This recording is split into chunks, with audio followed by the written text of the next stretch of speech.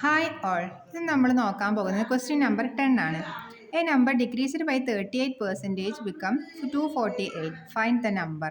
X എന്നൊരു പറയുന്നൊരു സംഖ്യ 38% കുറഞ്ഞപ്പോൾ കിട്ടിയ എമൗണ്ട് ആണ് 248. അങ്ങനെയാണെങ്കിൽ ആ നമ്പർ കണ്ടെത്താനാണ് പറഞ്ഞിട്ടുള്ളത്.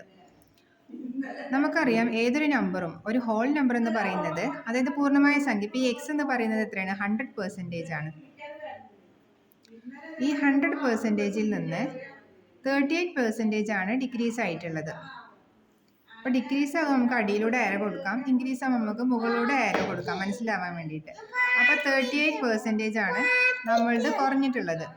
അങ്ങനെ 38% കുറഞ്ഞത് 100ൽ നിന്ന് 38 ലെസ് ചെയ്യുമ്പോൾ 62% ആണ് കിട്ടുക.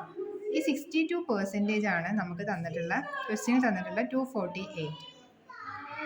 സോ നമുക്കിത് കണ്ടെത്താൻ 62നെ ഏത് നമ്പർ വെച്ച് മൾട്ടിപ്ലൈ ചെയ്താലാണ് 248 കിട്ടുക എന്ന് നോക്കാം. 62 × 4 ചെയ്താൽ നമുക്ക് 248 കിട്ടും. സോ ഇതാണ് 4 ആണ് ഇവിടുത്തെ കോമൺ ഫാക്ടർ. സോ ഇതേ കോമൺ ഫാക്ടർ നമുക്ക് ഇവിടെയും മൾട്ടിപ്ലൈ ചെയ്യാം, × 4. സോ 100 × 4 400.